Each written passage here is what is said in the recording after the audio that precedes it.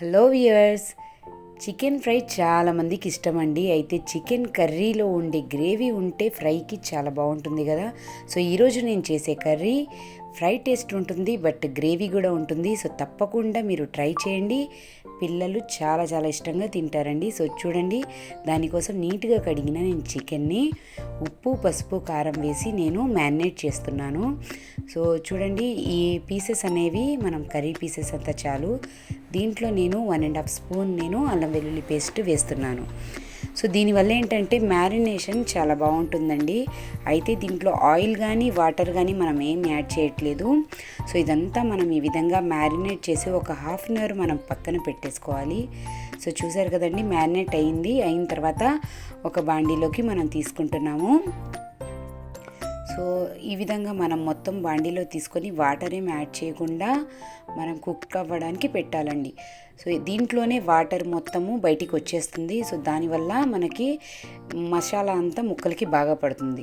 So ఈ మధ్యలో మనము కటింగ్ ప్రాసెస్ చూద్దాము. దీంట్లో నేను 4 ఆనియన్స్, ఇంకా 4 పచ్చిమిర్చి, ఇంకా 2 రెమ్మలు కరివేపాకు తీసుకున్నాను.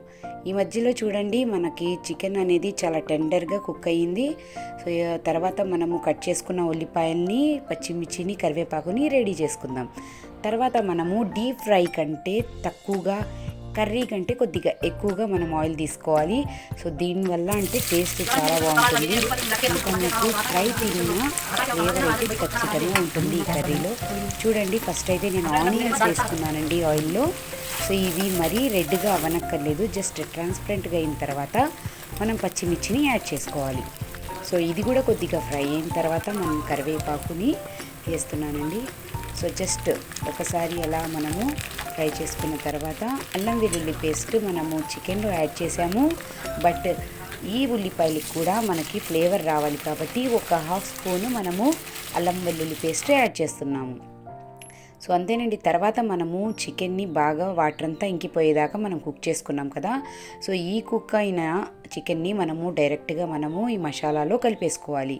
సో చూడండి, మొత్తం వేసి మనం ఇలా కలియబెట్టి మీడియం టు హై ఫ్లేమ్లో మనము ఇప్పుడైతే మనము ఫ్రై చేసుకోవాలి. ఏ వాటరు యాడ్ చేయకూడదండి. జస్ట్ ఇది ఫ్రై అయ్యే కలర్ చేంజ్ అవుతుంది కదా. సో అదేనండి మనకి గుర్తు. దీంట్లో అయితే నేను గరం మసాలాని, అలాగే చికెన్ మసాలాని వేసాను. సో మీరు కావాలంటే ధనియాల పొడితో మనము చేసుకోవచ్చు. చూడండి ఫ్రెండ్స్, ఈ విధంగా ముక్కలైతే రెడ్ కలర్లో ఫ్రై ఉంటే ఎలా ఉంటుందో అలా అవుతున్నాయి. కానీ పూర్తిగా ఫ్రై కాదండి, ఇది ఒక 50% ఫ్రై అయిన టేస్ట్ ఉంటుంది. సో దీంట్లో నేను యాడ్ చేసే ఇంకో ఇంగ్రీడియంట్ ఏంటంటే కార్న్ఫ్లోర్. 1.5 స్పూన్ కార్న్ఫ్లోర్ని నేను ఇలా వాటర్ పోసి మనం కలిపెట్టుకోవాలండి, ఉండలు లేకుండా. ఈ ఫ్రై అవుతున్న చికెన్లోకి మనము దాన్ని వేసేసుకొని లాస్ట్లో కొద్దిగా మనము కారం వేసుకోండి, లేదా మనము ఆల్రెడీ వేసుకున్నది సరిపోతుంది అనుకుంటే స్కిప్ చేసేయచ్చు. సో ఫ్రెండ్స్, తప్పకుండా ఇలాంటి టేస్టీ ఫుడ్ని మీరు ట్రై చేయండి. అలాగే నా ఛానల్ని అయితే సబ్స్క్రైబ్ చేసుకొని మమ్మల్ని సపోర్ట్ చేయండి. Thanks for watching.